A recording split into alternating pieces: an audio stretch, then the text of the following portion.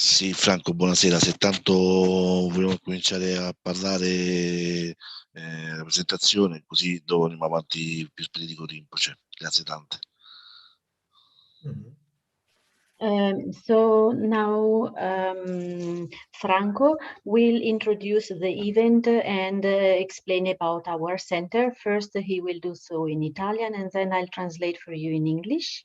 Please, Franco. Grazie, Franco. Inizia pure. Okay. Buonasera a tutti.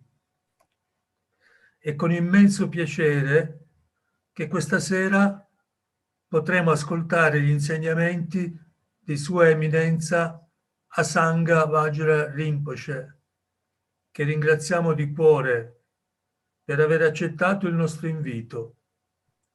Come pure ci preme ringraziare Anila Laura, perché grazie a lei, al suo impegno e alla sua dedizione, se noi abbiamo l'opportunità di ascoltare questo prezioso maestro.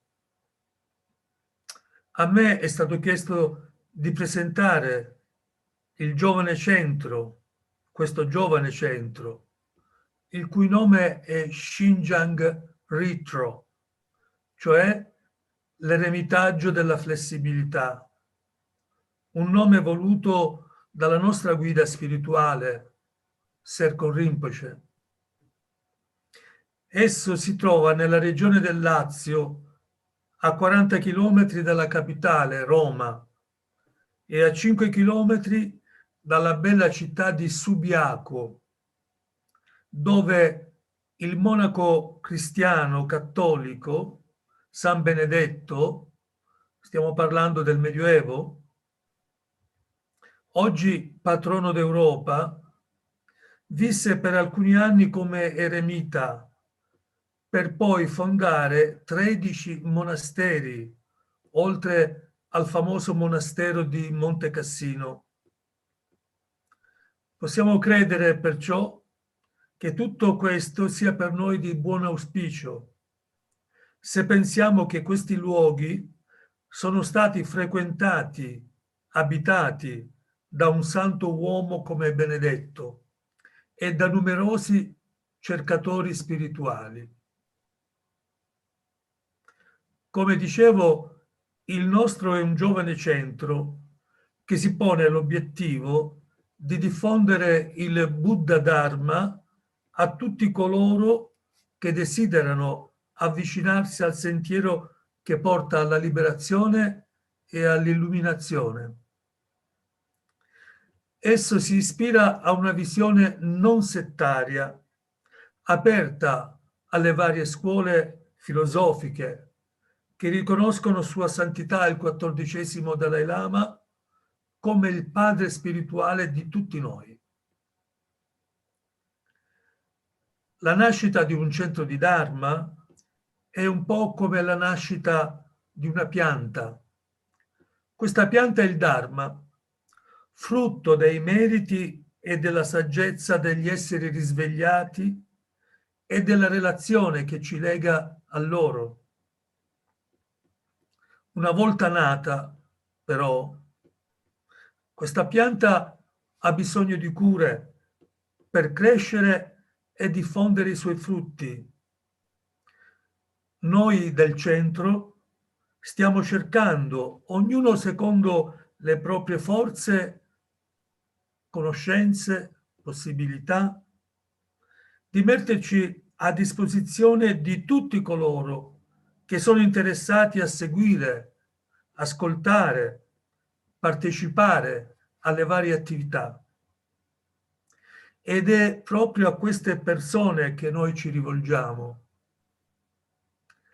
Un vostro dono, un vostro contributo, grande o piccolo che sia, è per noi vitale, perché ci dà la forza materiale per poter procedere nella realizzazione di questo sogno, di questo grande sogno, cioè diffondere il Buddha Dharma a tutti coloro che, indipendentemente dalla loro condizione economica, ne sentano la necessità. Capisco, non sono tempi facili quelli in cui viviamo, ma i maestri ci hanno sempre insegnato, ci insegnano che proprio in questi periodi praticare le 6 paramita è molto efficace e i meriti che si acquisiscono sono molto numerosi. Perciò pratichiamo la generosità, perché ciò che tornerà a noi sarà molto di più di ciò che avremo donato. Vi ringrazio. Grazie a tutti.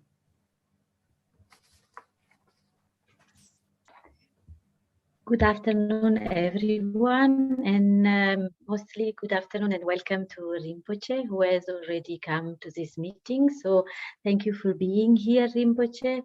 And I'll be now translating the introductory discourse done by our friend Franco. And then we will start with the prayers. So Franco said, good afternoon, everyone. It is with great pleasure that this afternoon we will be able to listen to teachings of His Eminence Asanga Vajra Rinpoche, whom we thank from the bottom of our hearts for accepting our invitation. We would like also to thank Annie Laura, because it is thanks to her commitment and dedication that we have the opportunity to listen to this precious teacher. I've been asked to introduce this young center called Shinjan Ritro, which means Hermitage of Flexibility, a name chosen by our spiritual guide, Serkon Rinpoche. The center is located in the region of Lazio, 40 kilometers from the capital, Rome, and 5 kilometers from the beautiful city of Subiaco, where the Christian Catholic monk Saint Benedict, today the patron saint of Europe, lived for some years as an hermit. Then he founded 13 monasteries, as well as the famous monastery of Monte Cassino. We can believe that this is a good omen for us, if we think that these places were frequented and inhabited by a holy man like Saint Benedict and by numerous spiritual seekers. As I was saying, ours is a young center whose aim is to spread the Buddha Dharma to all those who wish to approach the path that leads to liberation and enlightenment. It is inspired by a non-sectarian vision, open to the various philosophical schools that recognize His Holiness the 14th Dalai Lama as the spiritual father of us all. The birth of a Dharma center is a bit like the birth of a plant. This plant is the Dharma, the fruit of the merit and wisdom of the awakened beings and the relationship that binds us to them. However, once born, it requires care in order to grow and spread its fruits. We at the center are trying, each according to our strengths and knowledge, to make ourselves available to all those who are interested in following, listening, and participating in the various activities. And it is to these people that we turn. Your gift, your contribution, however large or small, is vital for us, because it gives us the material strength to proceed in the realization of this dream, that is, to spread the Buddha Dharma to all those who, regardless of their economic condition, feel the need and have an interest in it. These are not easy times in which we live, but the masters teach us that precisely in these times, practicing the 6 paramitas is very effective, and the merits that are acquired are great. So let us practice generosity. because what will come back to us will be much more than what we have given. Thank you.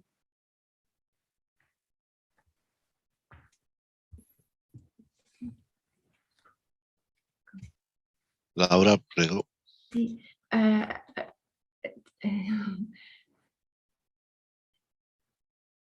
Rinpoche ci ha suggerito di leggere in italiano le preghiere, allora parto dal rifugio. Prendo rifugio fino all'illuminazione nel Buddha, nel Dharma e nel Sangha, a causa delle accumulazioni di meriti e saggezza create dall'ascolto del Dharma, possa io ottenere l'illuminazione per il beneficio di tutti gli esseri senzienti. Prendo rifugio fino all'illuminazione nel Buddha, nel Dharma e nel Sangha, a causa delle accumulazioni di meriti e saggezza create dall'ascolto del Dharma, possa io ottenere l'illuminazione per il beneficio di tutti gli esseri senzienti. Prendo rifugio fino all'illuminazione nel Buddha, nel Dharma e nel Sangha, a causa delle accumulazioni di meriti e saggezza create dall'ascolto del Dharma, possa io ottenere l'illuminazione per il beneficio di tutti gli esseri senzienti. Possano tutti gli esseri senzienti avere la felicità e le cause della felicità. Possano tutti gli esseri senzienti essere liberi dalla sofferenza e dalle cause della sofferenza. Possano tutti gli esseri senzienti non essere mai separati dalla felicità che priva di sofferenza. Possano tutti gli esseri senzienti dimorare nell'equanimità, liberi dall'attaccamento per alcuni e dall'odio per altri. Offriamo il mandala per gli insegnamenti a Sua Eminenza. Questa terra profumata da incensi e costellata di fiori, adorna del Monte Meru, dei 4 continenti, del Sole e della Luna, la offro immaginandola come una terra dei Buddha. Possano tutti gli esseri viventi godere di questa terra pura. Idam Guru Ratna Mandalaka Niryatayami. Ecco. Il canale italiano adesso è accessibile per la traduzione.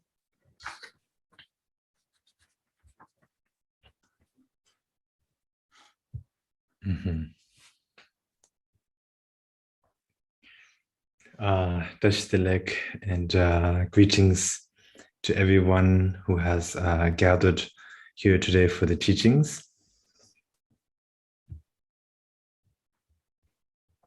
And today, the teaching that I'll be giving is 2 teachings by Acharya Vashubandu, the great Indian master.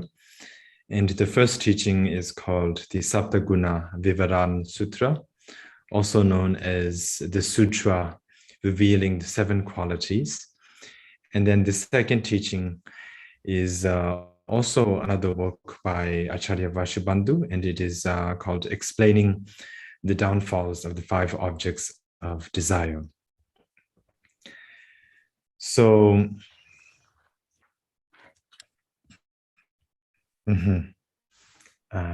maybe you might want to translate that.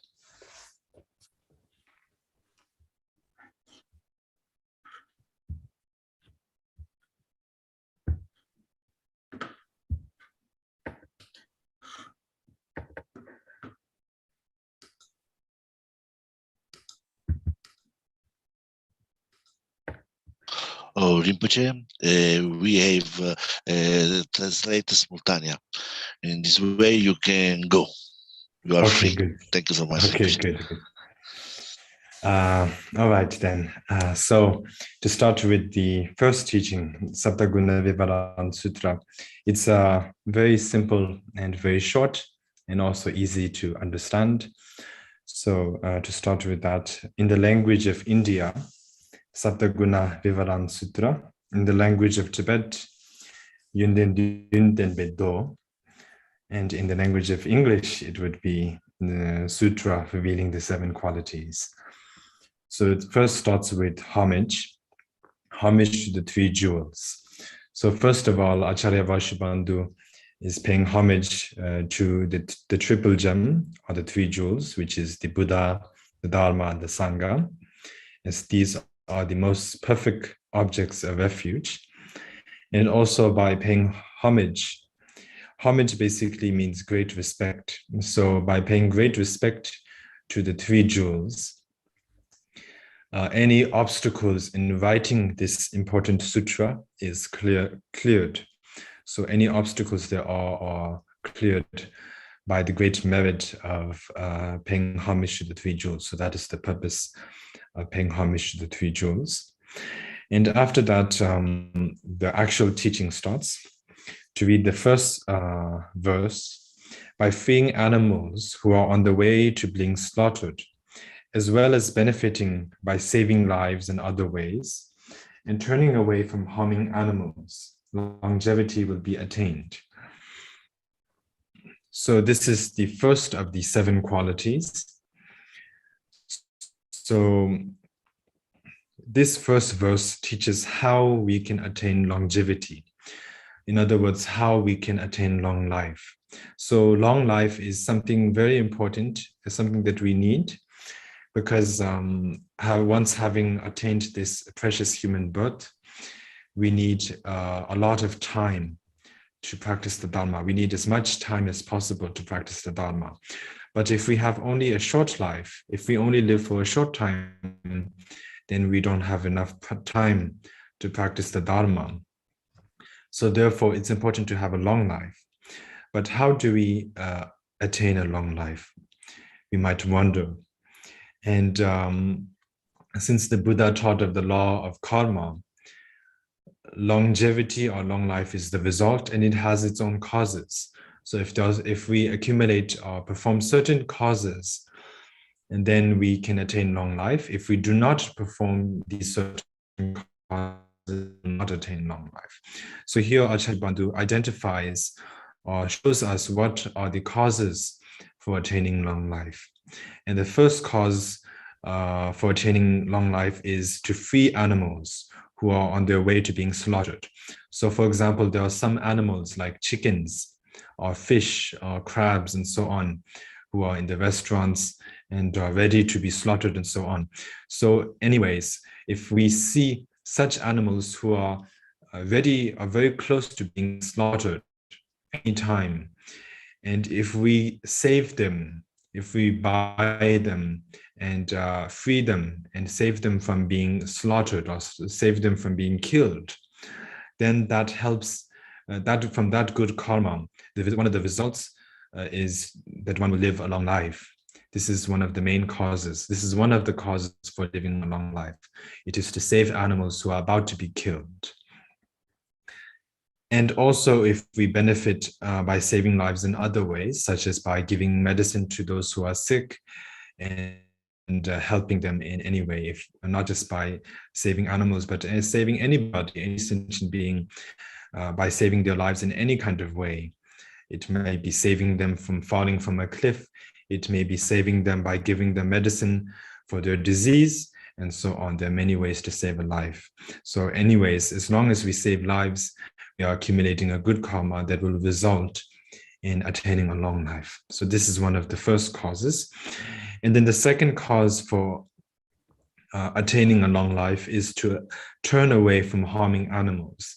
In other words, it is to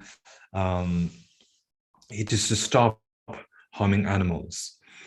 If we harm animals, if we hurt animals, for example, if we beat animals, if we kill animals, then that will result in a short life.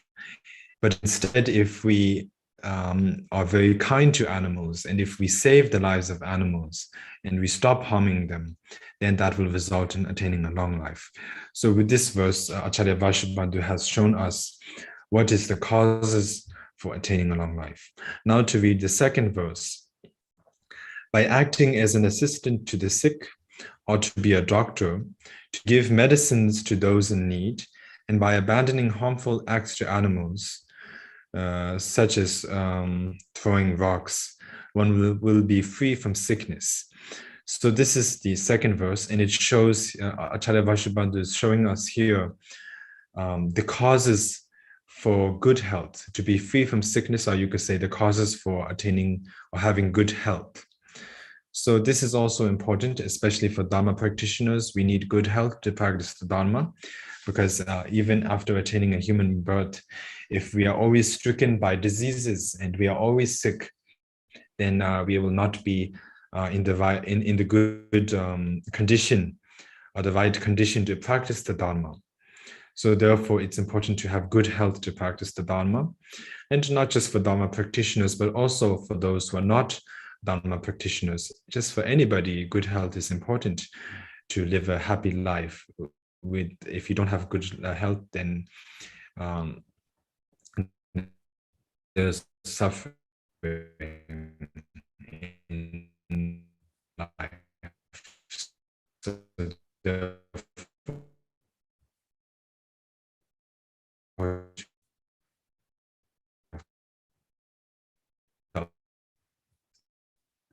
So there are also causes. It is to be, in other words, it is sort of like we need to, I don't know, maybe the connection is not too good, but yes, what I was saying is that having a good life is very important. And one of the first causes for having a good life is to help those who are sick. You can be like a nurse. We need to be like a nurse for those who are sick. And that means that if there's somebody who is sick, we should care to look after them and not ignore them just because they are sick. We should not stay far away, but we should look after them, especially if there's nobody else to look after them. Then we need to especially take good care of those who are sick. And we can also help those who are sick by giving them medicine and so on for their swift recovery. So in such ways, if we can help those who are sick, then as a result, oneself will attain good health. And also, not just being an assistant or a nurse, but if we can actually become a doctor and completely understand how to help others who are sick, and also give them or prescribe them the right, correct medicine for them to recover. And if one can help them as a doctor, that is also an important cause for attaining good health for oneself. Because by being the doctor or by being a nurse, one is getting rid of their sickness and providing them with good health. And when one provides others with good health, as a result, oneself will attain good health. And so that is how it works. And also one of the causes is to give medicine. It is to give medicine. So here Acharya Vashubandu has mentioned that we can attain good health by being an assistant, or you could say a nurse, to those who are sick. We can attain good health by being a doctor, and we can attain good health by giving medicine to others. So for example, even if we don't have the correct education, the medical education, and we cannot become a doctor, if we can still sponsor the medicine for those who are sick, and that also becomes a cause for attaining good health. So these are all different ways to attain good health. And also one must abandon harming animals. So this is sort of similar to earlier. Earlier, for attaining long life, we needed to abandon harming animals. Also, in order to attain good health, we also need to abandon harming animals, such as like throwing rocks or beating them with sticks and shooing them away, or frightening animals, and so on, and killing them, of course. So we must abandon all such harmful acts towards animals. And so if we can practice all of these, if we can perform such good causes, then as a result, oneself will be free from any kind of sickness, and one will always enjoy good health. And now following that, it reads, by not harboring anger and by giving ornaments to others as gifts, a beautiful body itself will be attained. So this is about how we can attain a beautiful body. And this is sort of like, of course, more relevant to the future lives. In the future lives, from lifetime to lifetime, if we want to attain a very beautiful body, how do we attain it? it has its own causes. And Acharya Vashubandu has mentioned that the causes for attaining a beautiful body is to not harbor anger.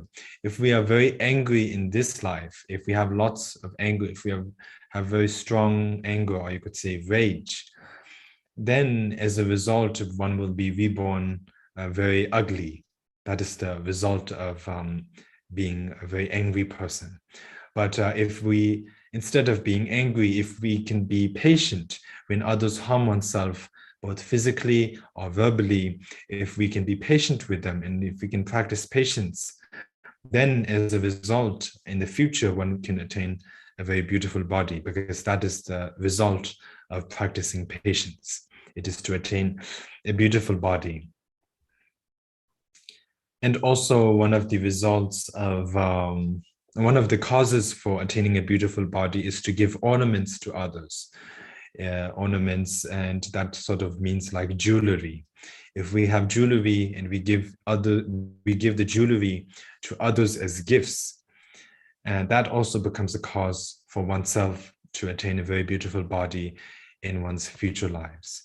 So this is by this Acharya Vashubandu has shown to us what are the correct causes for attaining a beautiful body. Following that, Vashubandu wrote, by not having jealousy in this life, it is well known that as a result, one will become greatly fortunate, which means powerful and influential.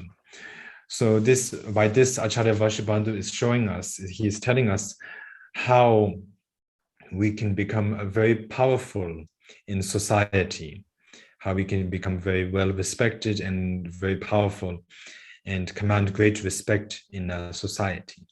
So for this, of course, it has its own causes. One of the causes is to not have jealousy in this life.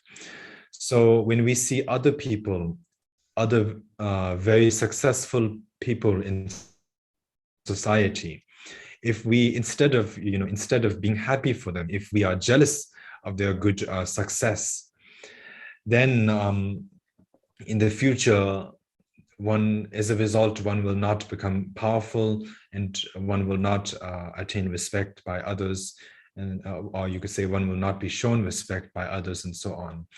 But if we see other people's good success and we are happy for them, and we do not have jealousy, and instead we are happy for them, then as a result, oneself will later become powerful, oneself will enjoy being respected by others, and so on. So this is the result of not having jealousy towards others. So sort of this is the main cause for becoming powerful in society that Acharya Vashubandu has taught. Following that, Acharya Vashubandu has said, by abandoning pride and respecting great beings, one will attain a high class. So it's important to attain a good, to be reborn in a high class. That you could understand that as it's important to be reborn with a good rebirth, in a rebirth where one, in a family where one is naturally respected. Because especially, as Dharma practitioners, if you are reborn in a good family, a very well respected family, it is most likely that people will listen to you. And when people will listen to you, it is easier to teach the Dharma to them, because they respect you in the first place, and and they will listen to you anyways. So that's why. Of course, generally, anybody, whether you are reborn in a high class or, low class, by that we mean, this is old terms, but if you use the modern term, if you are reborn in a wealthy family, or if you are born in a poor family, it doesn't really make a big difference. The Dharma is for anybody to practice. But still, we can think about Buddha Shakyamuni. For example, Buddha Shakyamuni was he chose the birth to be born into a royal family, because he knew that by being born in a royal family, there's already that respect others in the first place. And so later on, you know, if whatever activities he needed to perform for sentient beings, it's easier. So likewise for us, it is the same. And also, so therefore, also a higher class, it doesn't just mean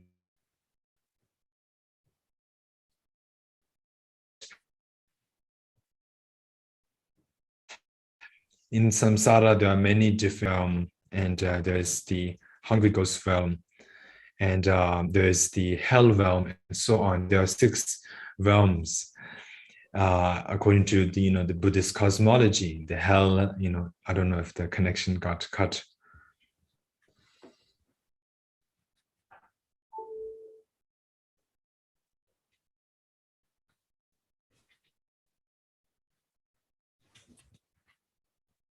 Okay, sorry, the electricity went out because this is India, so that happens.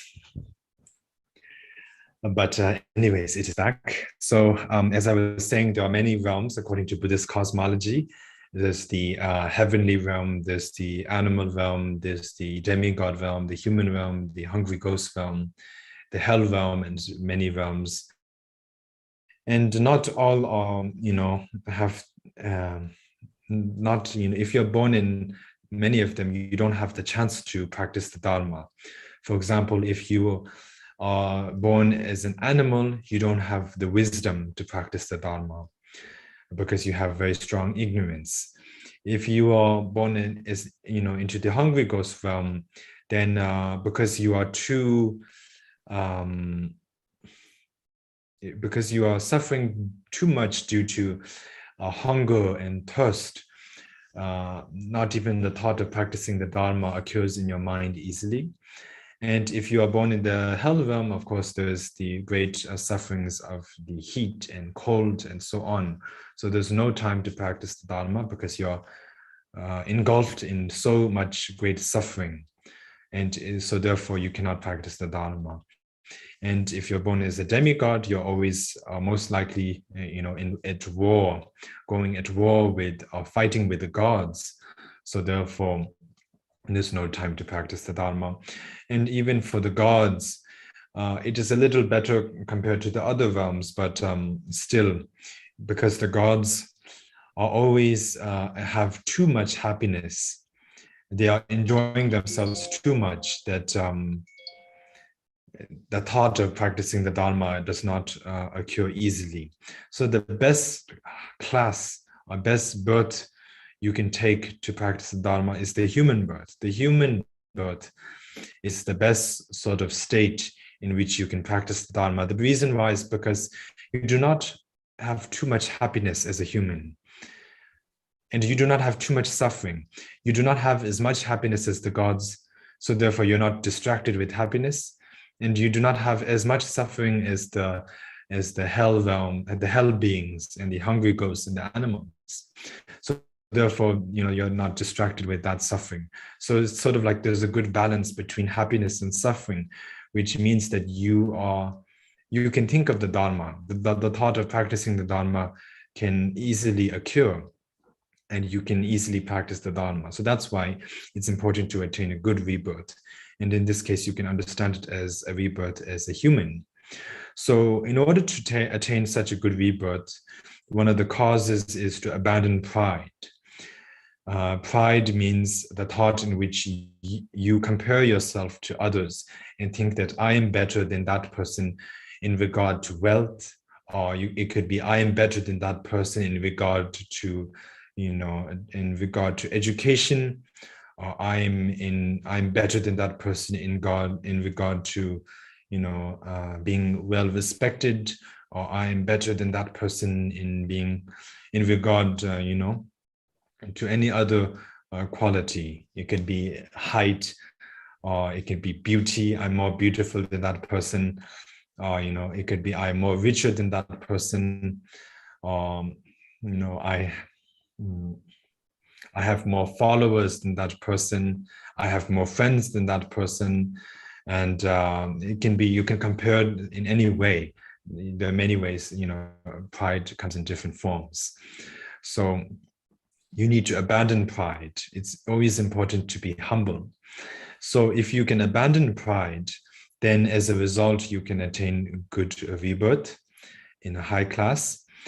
And it's important to also respect the great beings, to respect those who deserve respect. And that can be people who are elder than you, more senior in age. It's always important to respect the elders. Or it can also be respecting those who are more experienced than you, even if they're younger or if they're older, it doesn't matter. If there's somebody who is more experienced than you, it's important to respect them. If there's somebody who is more learned than you, it's important to respect them, and so on. It's important to respect your parents. It is important to respect your grandparents. It is important to respect your teacher and anybody who deserves respect. So if you can show respect to those who deserve respect, that also becomes a cause for attaining a good rebirth. Following that, Vashubandu says, by giving and not taking what has not been given, auspicious wealth will be attained. So what this means is that by this, Acharya Vashubandu is showing us how we can become wealthy.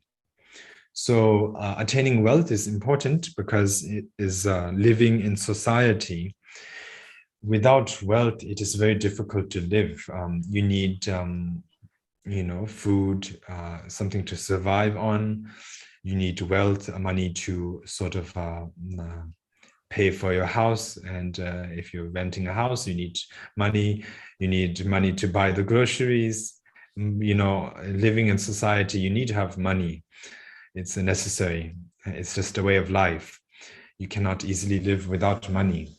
So basically, it's a common fact that the more money you have, the more comfortable life you will have. So therefore, and also as bodhisattvas and dharma practitioners, we also need wealth, not just for oneself, but we also need wealth to give to others, to give to the poor and the needy, anybody who needs wealth. We need to practice charity, or you could say, giving. And so wealth is it's sort of like an essential thing we need once having been born in this world on earth. So the causes for attaining wealth, how can we attain wealth if it's so important to have wealth? So one of the main causes for attaining wealth for oneself is to give to others. The more you give, the more you get. This is what the Buddha taught. So it is just the law of karma. The more you give, the more you will attain. This may not, make sense sometimes, because it's when we see somebody giving something to others, it can be money. What you see is the person is giving money to the others, and by giving, that person who has given the money now has less money than before, because they just gave a lot of their own money to the other person. So it looks like by giving, you lose. You don't attain. But that is just what do we see. But karma is sort of like very, very miraculous. It works in very miraculous ways. And so as the cause, by giving as the cause, it is natural. The way karma works is that oneself will attain wealth in return. And this sometimes can happen in this very lifetime. It can happen very immediately. By giving in this life, one can attain a lot of wealth so suddenly, in a few days' time or in a few years' time. And sometimes the result comes very late. So we give a lot to others in this life, and as a result, in our future lifetimes, we are reborn as a very wealthy person. Or if not, we can attain, even if we're not reborn in a very wealthy background, if we're born in a simple background, still we become capable of attaining or gathering a lot of wealth easily. We attain that, that skill for gathering, building up wealth very easily in our future lives. So it can work, in many ways, karma. That's how it is. So this is something that we, as I mentioned, we don't see directly. We say that by giving, we receive in return. But when we suddenly look at it, we don't see that happening. And this is because it is very sort of subtle karma. It's not the very obvious karma. It's very subtle karma. So that means that it's not something we can see happen easily. So this kind of thing, the Buddha himself said that by giving, you receive as a result. So in this case, we need to just trust in his words because he is omniscient. He knows the 3 times, past, present, and future. He knows everything and how the karma for each and every sentient being works. And so since he said that, we just simply need to trust in his words in this regard. And also one of the causes for attaining good wealth is to not only is it to give, but also not to take what has not been given. So in other words, one should not steal. If we steal, then as a result, we will not enjoy good wealth in the future. We will not enjoy the attainment of good wealth in the future. So we must not take what has not been given. If somebody has given something to us, of course, we can take that, we can accept it. But if they have not given it to us, anything, it can be money, it can be, clothes, it can be food and so on. But if we just take it without asking for permission, or if we just take it without their knowledge, even if it doesn't belong to oneself, if one just takes it away from them and makes it one's own, property by taking it away from them, just like that, then one cannot attain good wealth. That in fact becomes a cause for losing wealth. But if we give to others and don't take what has not been given to oneself, then as a result, one will attain great wealth. Following that, Vashubandu wrote, by diligently asking good questions such as, what is virtuous and non-virtuous, to those who know well, and by giving Dharma texts to others to benefit them, vast knowledge will be attained. So by this, Acharya Vashubandu is telling us how we can become wise. How can we understand all of the very important Dharma points? Sometimes understanding the Dharma, because the Dharma is so profound and so vast, we need good wisdom to understand it. Otherwise, it may be difficult to understand the Dharma because it is so profound and vast. So if we want this vast knowledge in which we can easily understand the great Dharma teachings taught by the Buddha, how can we attain such vast knowledge or great wisdom? What are the causes for attaining such vast knowledge and wisdom? So Vashubandu has said that one must diligently ask good questions, such as what is virtuous and non-virtuous, to those who know well. So what that means is that one of the causes for attaining vast knowledge is to ask Dharma questions. It's always important to ask questions to the elders, and not just those in senior in age, but also those who, even if they're younger than you, if they are more experienced, if they know more about the Dharma than you, you still should ask them. As long as there's somebody who knows more than you, whether they are older or younger than you, it's important to ask questions to them, because there's only benefit for oneself if one asks questions. There's nothing embarrassing to ask questions to somebody who is younger than you just because of age. As long as they know more than you, it's your benefit if you ask the questions, because they will share their wisdom with you and you will learn something new. So the kind of questions that we need to ask to those who are learned, whether they be older or younger than you, is questions on what is virtuous and what is non-virtuous. That basically means, what is the things that one should be doing and what are the things that one should not be doing. So the teacher, if you ask the person, anybody, it can be a good teacher, it can be a good friend, as long as they know more than you. If you ask them what is virtuous, such as what are the things that I need to do, they will say you should be kind to others. you should not harm others, you should give to others. And so these are things, these are lessons they will teach you on what is virtuous, basically what should be accomplished. And they will tell you, do not harm others, do not, do not steal from others, do not kill, do not lie, and things like that. This is good. This is the type of good advice they will give to you on what is non-virtuous, or basically what you should not be doing.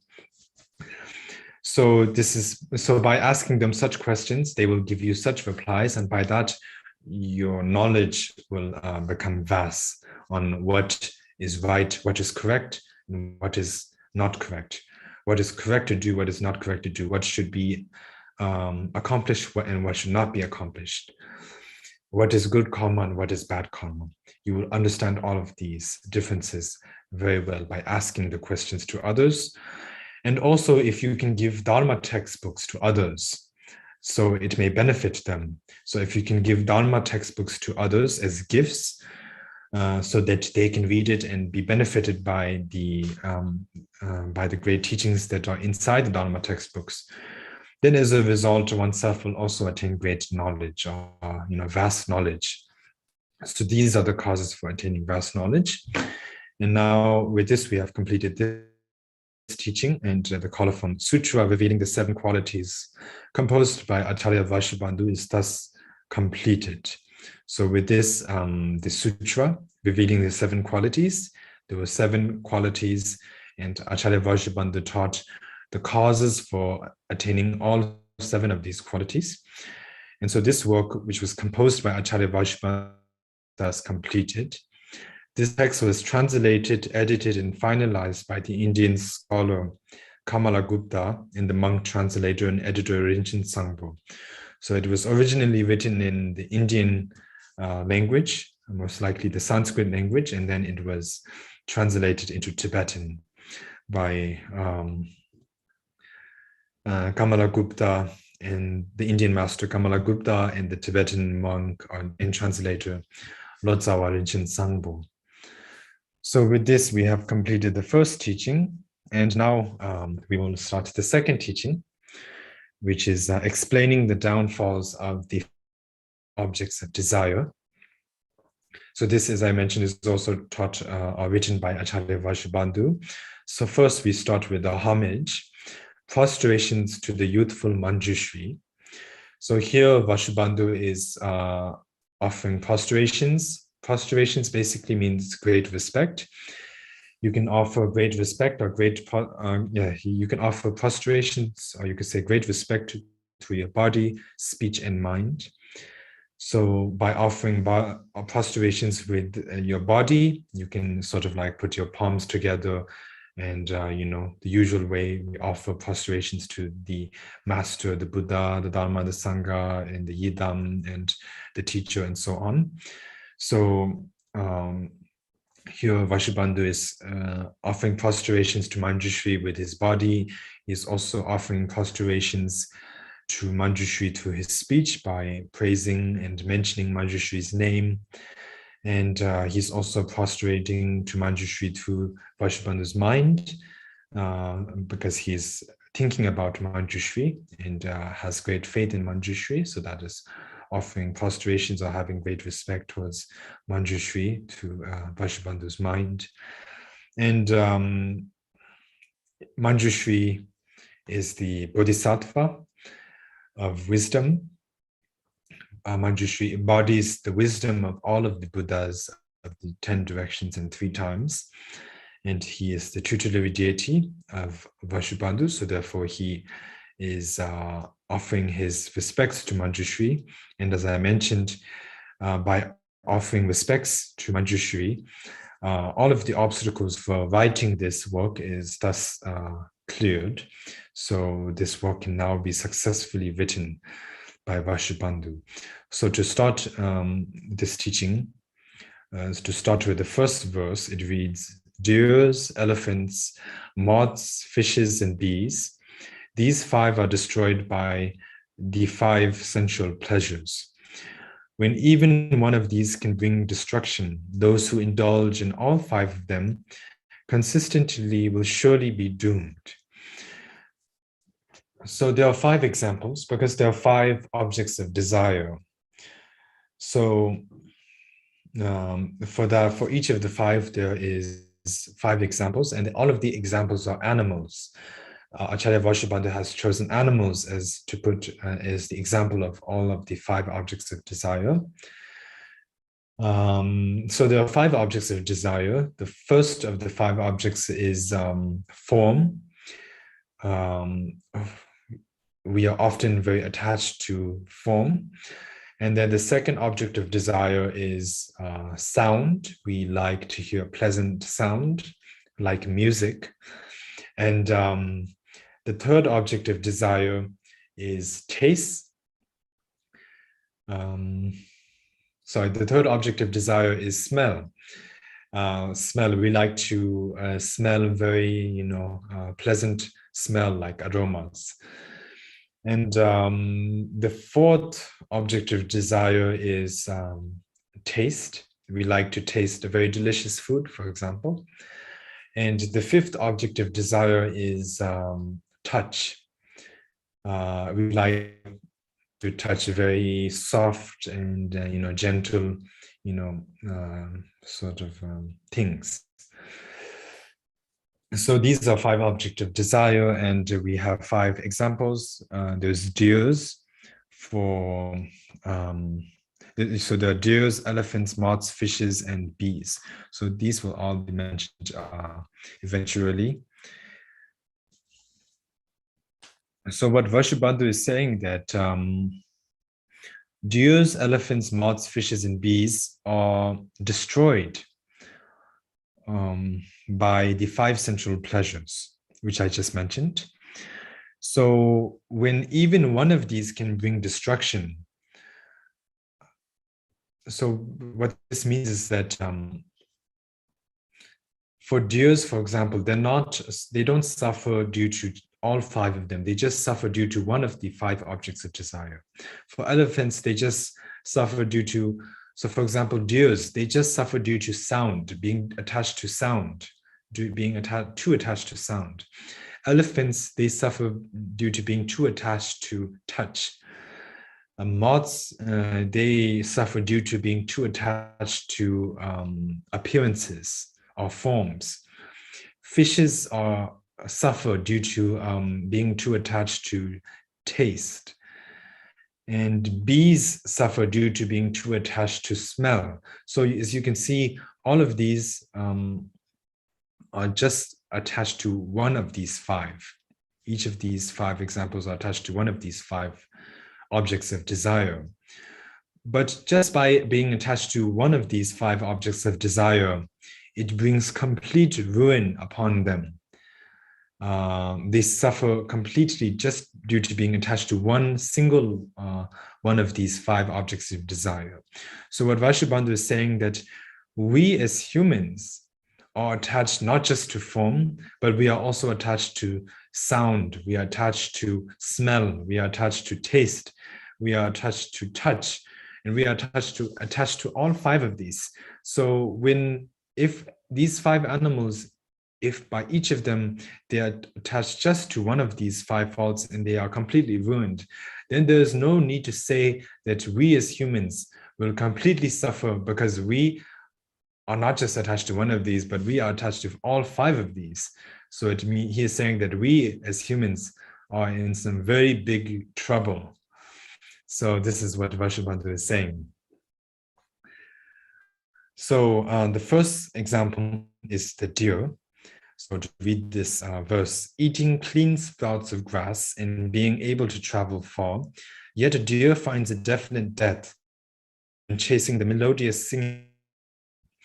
So as I mentioned earlier, okay, maybe we can just go directly to start with this line. So deers, first of all, Acharya Vashubandu is mentioning the good qualities, or you could say the qualities of the deer. So what does the deer have? The deer likes to eat clean sprouts of grass. So basically the deer likes to, go in the meadows and, eat very clean grass. And the deer is able to travel far. The deer can run very fast. and can travel very far to very far distances. They are very swift. Even though that is the case, the deer is ruined. The deer meets their own death because they are too attached to sound. So what happens is that the hunters who are hunting for deer, they know what the deer likes, and they know that the deer is very attached to very nice sound, very nice melodious singing or sound. So the hunters first, they don't just go to hunt the deers. In the past, they don't just hunt the deers immediately. They first take out their flutes and they play very nice music with their flutes, very nice melodious music to attract the deers. And then when the deers hear this, the melodious flute, all this beautiful and melodious song, they get mesmerized, they get distracted, and that's all they are thinking, and they try to get closer and closer to the song, to where the sound is coming from. And then when they get too close to the hunter, then the hunter takes their bow and they shoot the deer down and kill them. So in this way, as you can see, the deer died due to the strong attachment to sound. They led themselves to their own death because they are too attached to sound.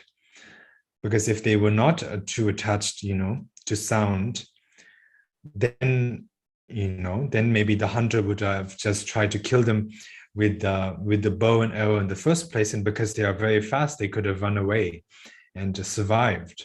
But because they are too attached to sound, the hunters know their weakness, and they use the flute, and then the deers brought themselves closer to the hunter themselves. They came closer and closer to where the hunter is playing the music. And then when they got right in front of the hunter, then the hunter takes the chance and kills the deer right there. So in that way, you can see that the deer has brought ruin upon themselves. They lead themselves to their own death due to their strong attachment to sound. So this is something we need to keep in mind. Now, the second example is, the second verse speaks about touch, being too attached to touch, and the example is the elephant. So the verse reads as, those who can rival Airavata, which is Indra's elephant, and looks like a walking king of the mountain Sumeru. Yet such an elephant plunges to a definite death for the intimate touch of a female elephant. So here, Vashubandu is speaking about the qualities. He first speaks about the qualities of an elephant. So he first speaks of the strength of an elephant. The elephant is very strong, and maybe most likely due to the size, and they are very strong, and they are strong enough to rival or compete with Airavata. So Airavata is Indra's elephant. Indra is the king of the gods, and he rides upon an elephant, which is it's a heavenly elephant, and its name is Airavata, and it's sort of like Indra's seat, or Indra's pet, and also Indra's seat, and it's a very powerful and strong elephant. So what Vashubandu is saying is that the usual elephants, the normal elephants on earth, they are almost as strong as Airavata's elephant. So therefore, if they were to compete with Airavata in strength, they are capable of doing so. To speak about their size, Vashubandu says that it looks like a walking king of the mountain Sumeru. So that means that the elephant is very big. It's almost like if Mount Sumeru, which is the biggest mountain according to the Buddhist cosmology, were to walk, the elephant is similar to that. Imagine Mount Sumeru, which is the biggest thing in the universe, were able to walk. Well, the elephant is similar to that. It's so big and it walks. It's so big and it walks. That is what Vashubandu is saying. So right, with this, Vashubandu has taught of the elephant's strength and the elephant's size. Now Vashubandu speaks of the elephant's fault. He says that although the elephant is so powerful, it's so strong, and it's so large, or you could say so big, the fault of the elephant, what's wrong with the elephant, is that it is very attached to touch. And it is because it is usually too associated or too used to the touch of a female, because it is too attached to being touched by a female elephant. The elephant is also falls, can easily fall into a trap. Traps laid out by the humans, such as a pit. Humans might dig out a large pit or a big hole in the ground for the elephants to fall into. And once having fallen into that, they are very big, they are very strong, they can still try to get out, but the humans, a skilled person who knows how to deal with elephants might be called, and that person will touch the elephant, sort of like pet them. So the elephant might try to resist, and try to escape, but the moment they start getting pet by the humans, the moment they start getting touched by the humans, then they naturally, calm down, they become more relaxed, because they're so usually attached to being touched. And when they become relaxed, when the humans touch them, then the humans find that as the right opportunity, the right time to sort of chain the elephant down with iron chains and so on. And then they tame the elephant, and then of course they will use the elephant for their own purposes. Like they will use the elephant as a means for transportation, or as a means for carrying cargo and possessions, and doing works, as they will make the elephant do construction works and so on. And then the elephants will become like a slave to the humans. So all of this has happened because they are too attached to being touched. Because they are too attached to being touched, they have, when the humans touch them, they become calmed down. And actually they are so powerful that, they can overcome the humans. They can fight back with the humans and escape. But because of the fact that they like being touched too much, when they are touched, they calm down, and that leads to their suffering. Because once they are calmed down, the humans will chain them and then make the elephant work for them. And by then it's too late. So with this, Vashubandu has shown of how the elephant is ruined, by being too attached to touch. Following this, there's the next verse. Seeing great flames escaping from a huge fire, a moth jumps right into it due to its strong desire for form. So here, Vashubandu is speaking about the being too attached to form, or appearances of form, you could say. So the example is a moth. A moth is sort of like similar to a butterfly. But anyways, a moth. The qualities of a moth is that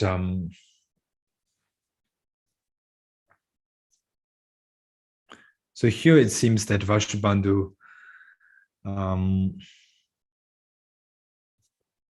directly does not speak of any good qualities of a moth, but directly tells of its fault. So with the moth, what its problem is that it is too attached to form.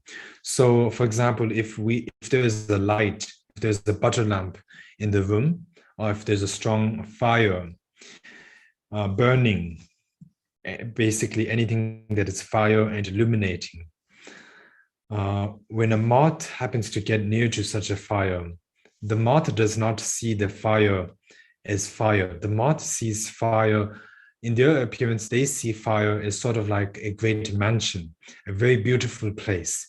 When we see fire, humans see fire as fire. We see fire as something that if you touch it, it is going to burn you, and it is hot, and it, incinerates. But when a moth sees fire, the way they see it is they see fire as a very beautiful home. They see it like a house, a very beautiful mansion. That's their perception of fire.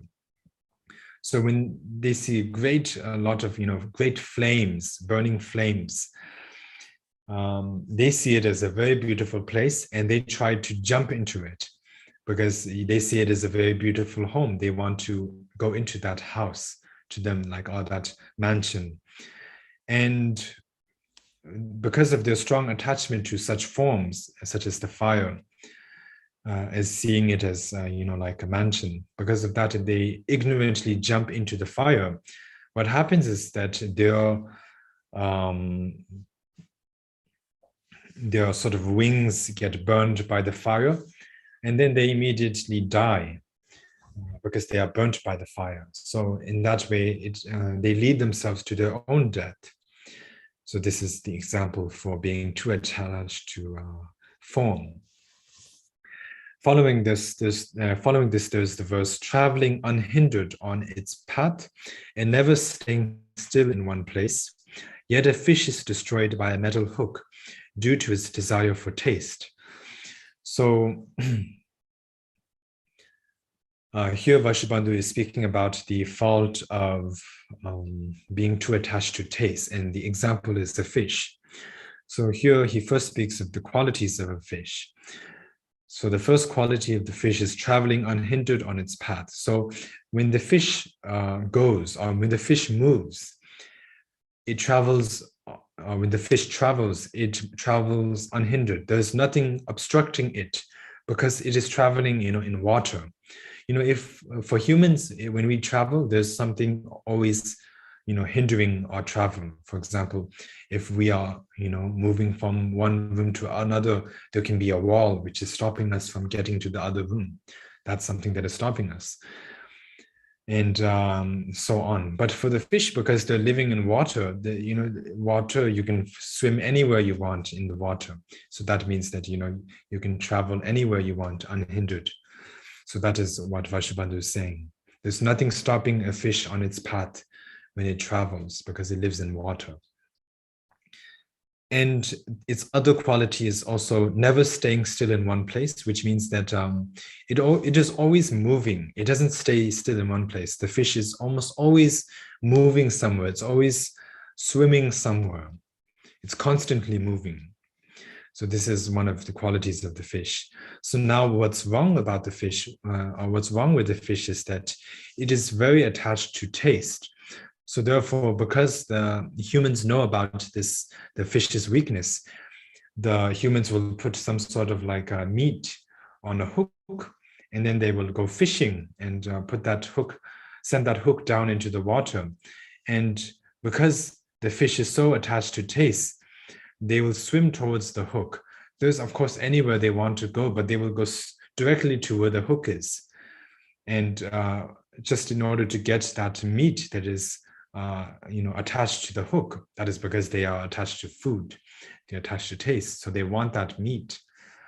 But because they're so ignorant, they don't know that that is a trap, and in that way, that hook catches the fish, and then the fishermen pull the fish up, and then of course the fish gets killed, and then in that way the fish meets its own death. So that's why the fish can go anywhere, it can be in any place, but it has to go right where the hook is, because they're so attached to taste, and because of that, they bring ruin upon themselves. And this is what Vashubandu is saying. Following that, there's the verse, always traveling through the sky, it has a form beautiful to behold, yet such a bee goes towards a definite death due to its fault of being attached to scent. So first, Vashubandu speaks of the qualities of the bee. He says that the bee is always like the fish. The fish is always traveling in the water.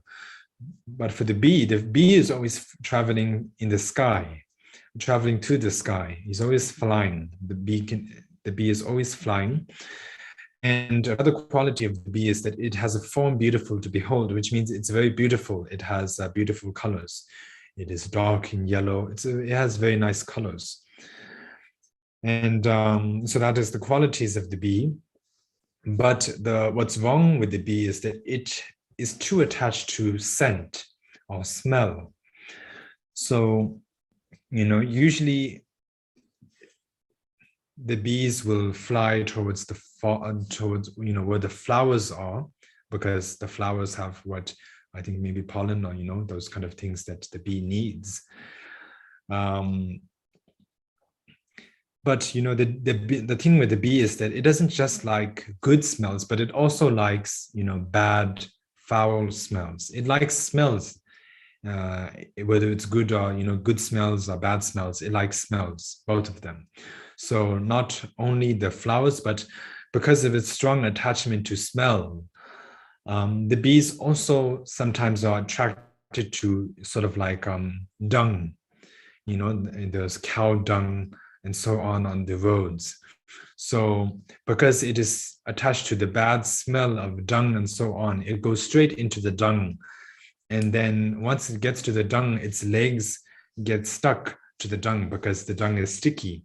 And then once it gets stuck there, then the birds will come and will eat the bee. It will kill the bee and eat the bee. Or because it's stuck there, anybody who steps on the dung will also kill the bee along with it, because the bee is stuck to the dung, and so on. So in that way, the bee meets its own death.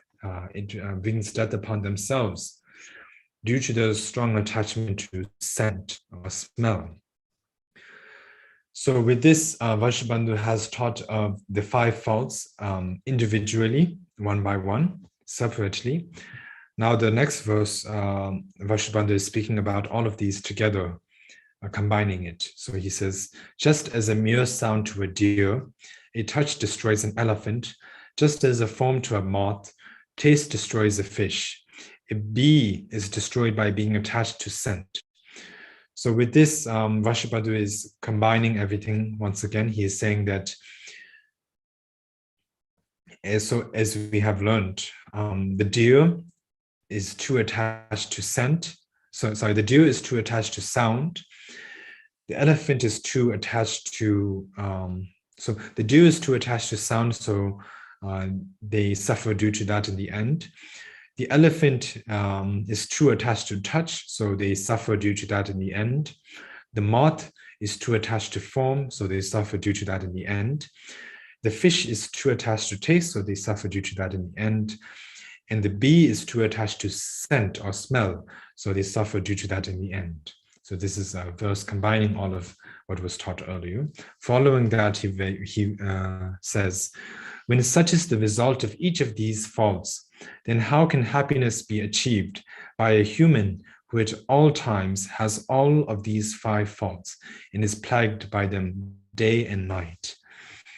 So with this, Vashubandu is saying that when these 5 animals suffer due to just one of these 5 faults, as you can see, the deer suffer just due to sound.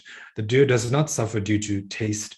The deer does not suffer due to smell or form or or touch. The deer suffers only due to the sound, and so on. So each of these 5 examples, these 5 animals, they suffer only due to one of these 5 objects of desire.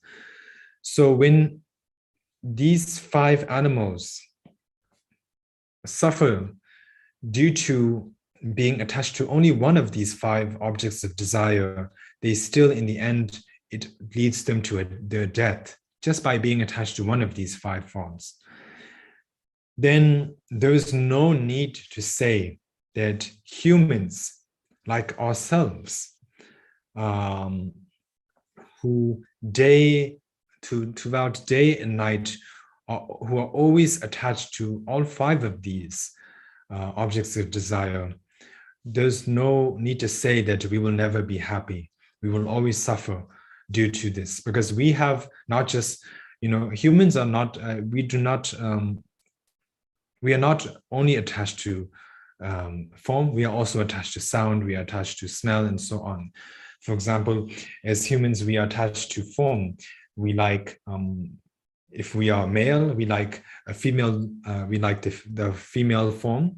If you are female, you like the male's form. And not just, it doesn't just need to be a human form, but it can be any kind of physical form. It can be, a car, it can be a house, it can be any form. We are very attached to forms. And because we are attached to these two forms, it will lead us to suffering. And it's sure to lead us to suffering, because we can look just to the simple example of the animal that we mentioned, the moth, how it led to its suffering by being attached to form. So if the animal suffers due to being attached to form, there's no need to say that humans will also suffer due to being attached to form somehow. And not only are we attached to form, but we are also attached to sound. We like to listen to very pleasant music, and we like to listen to very pleasant things said by others. We like to hear others saying good things about you. We don't like to say, we don't like to hear others saying bad things about you, but we only like to hear the good things. So we are very attached to sound. We are also very attached to smell. We like very good smells. And we are very attached to taste. We like delicious foods. I'm sure that almost every human has a favorite food, so that just proves that we are somehow attached to food. And then we are also very attached to touch. We like to be touched by others, and this is evident of how humans like to be hugged by, to hug each other. So that just shows how we are attached to being touched. So since we as humans have all of these 5 faults, it will certainly bring suffering upon us, because, as Buddhists, and especially as Vashubandu is saying, he's not saying that we need to abandon form, we need to stay away from form, or stay away from good smells or good food or so on. That's not the problem. The problem is to be attached to these. Because when you are attached to these, then when you have attachment to these 5 objects of desire, and you don't attain it, then you suffer. For example, when we are so attached to good food, but we don't get good food in the end, then we become very sad. We suffer because we did not get what we want. When we want to be touched by others, when we want to be hugged by others, and we don't get hugged, then we become sad. We didn't get what we want. When we are attached to, when we are attached to forms, and we don't get that, then we become sad. We suffer because we did not get what we want. So this is all this suffering occurs due to our attachment. So this is the point. It's okay to associate with all of these. It's okay to associate with form and sound and smell and taste and touch and so on, just as long as you are not attached to it, because attachment only leads to suffering. So this is what we need to keep in mind. And for the colophon, thus, and explaining the downfalls of the 5 objects of desire, written by Acharya Vashubandu, translated, edited, and established by the Indian abbot Dharmashri Bhadra, and translator, come Chief Editor Rinchen Sangbo. So this is the end. Vashubandu mentions that explaining the downfalls of the 5 objects of desire has been written and complete, and it was translated, edited, and established from the Indian to Tibetan language by the Indian abbot Dhammasri Vajra and the Tibetan translator Lotsawa Rinpoche Sangbo. So it was translated, in collaboration with the Indian Vajra and Rinpoche Sangbo, the Tibetan master Rinpoche Sangbo, from the Indian to the Tibetan language. So with this, we have completed these 2 teachings by Acharya Vashubandu. And it's very good to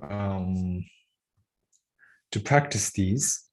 As you can see, it's not too difficult. The first teaching was on the sutra revealing the 7 qualities, and these are all things that we want. We as humans usually want. We want long life. We want good health, and we want a beautiful body, and so on, prosperity, and so on. And in that work, Vashubandu clearly shows us that if we want it, we need to do this and this. And only by doing this and this, only by creating such causes, can we attain these so wanted results. And in this work,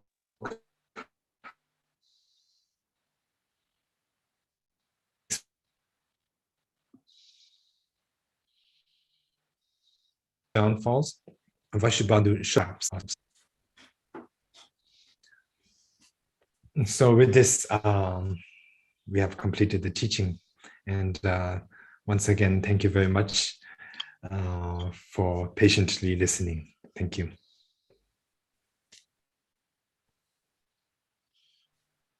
Thank you so much, Rinpoche. And now Ani Laura, pray with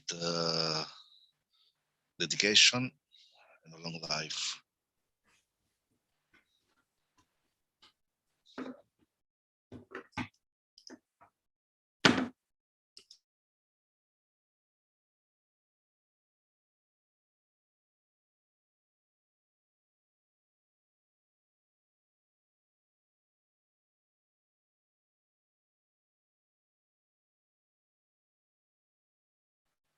Sorry, we have problem with the audio. Laura, please, can to switch on your microphone.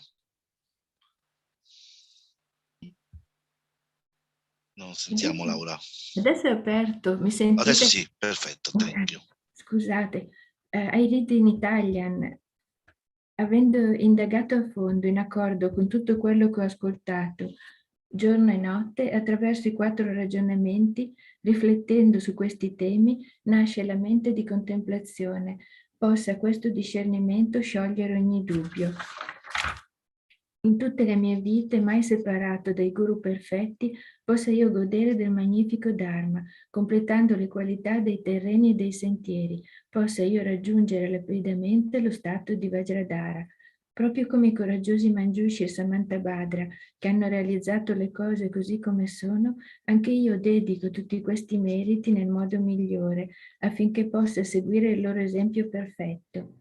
Con la dedica elogiata come la migliore dai vittoriosi, gli andati oltre dei 3 tempi, dedico queste radici di virtù per poter compiere le nobili geste dei Bodhisattva. Per His Holiness Dalai Lama, nella terra circondata da montagne innevate, tu sei la fonte di ogni felicità e di ogni bene. Onnipotente Chenresi, Tenzin Gyatso, ti preghiamo di rimanere fino alla fine del samsara. Per His Eminence Asanga Rinpoche, la melodia damantina, preghiera di lunga vita per Asanga Vajra, un erede del glorioso Sakya Punso Podra. Amitaius, che concedi l'immortalità, vittorioso, Tarema, che liberi dai condizionamenti della morte, malattie ed ostacoli, Vijaya, vittoriosa sul Signore della morte e dei demoni affiliati, possano le 3 supreme divinità dell'immortalità concedere la magnificenza della lunga vita. eloquente che appartiene al lignaggio della famiglia dai 3 nomi eccellenti, dotato del discernimento, delizia per la dottrina e per gli esseri, controllato in modo appropriato. Grazie alla tua attività, Vajra, sei libero da impedimenti. Possa tu, grande sovrano dei 3 regni, vivere una lunga vita. Grazie al potere che deriva dal pregare sinceramente in questo modo, possiamo noi avere la grande fortuna di vederti vivere a lungo, detentore e propagatore della tradizione dei reverendi Sakyapa. Le tue spiegazioni del sapere e della pratica accrescono grandemente lo studio e la riflessione. Ecco. Volevamo ringraziare a nome del centro Xinjiang e di tutte le persone che stanno ascoltando, volevamo ringraziare Sua Eminenza per averci dato questi insegnamenti.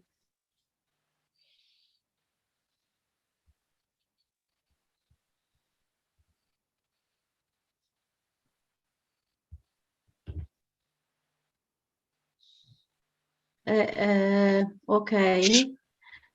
Can you, yes, so Rinpoche-la, we would like to thank you so much for all your precious teachings and thank you for being here.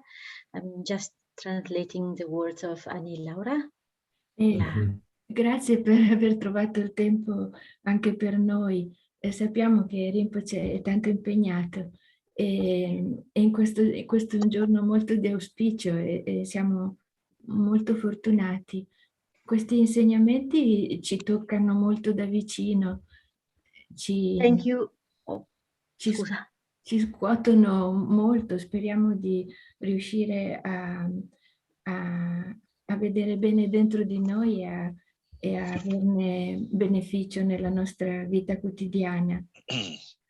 So Rinpoche, thank you very much for having found time to share with us your precious teachings.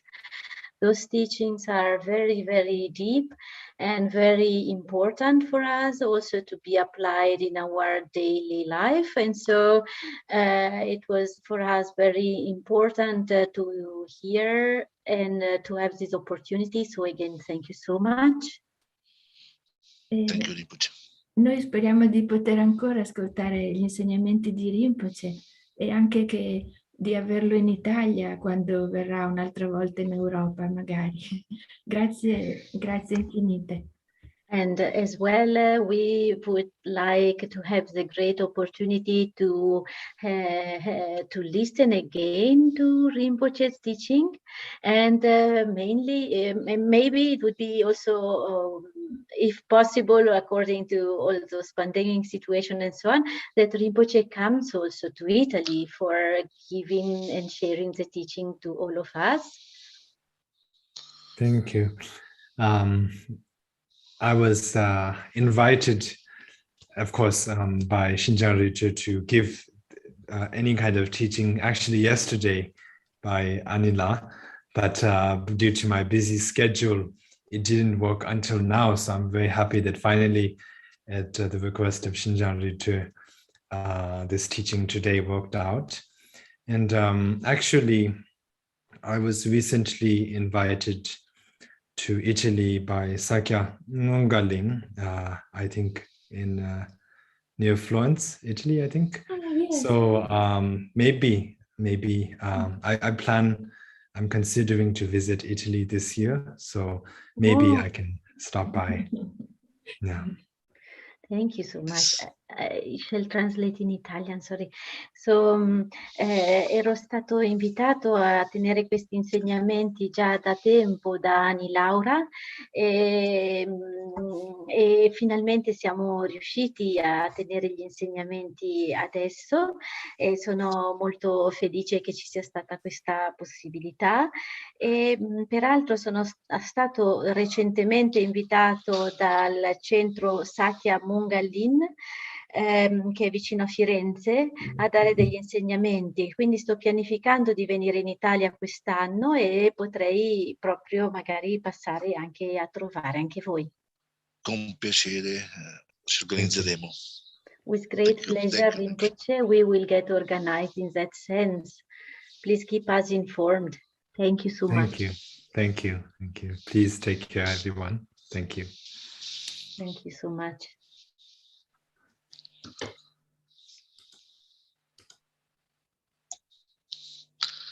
Thank you, Rinpoche. Thank you. Thank you so Thank much. you. Thank you, Thank you, everyone. Rinpoche. Muchas gracias, Rinpoche. Grazie, grazie a tutti. Grazie. Grazie a tutti. Grazie. Ciao. Grazie Laura, grazie. Ciao. Grazie. Più ci scegli, poi scegliamo. Grazie Laura. Grazie. Grazie, ciao. Grazie anche ai traduttori, grazie a tutti, ciao.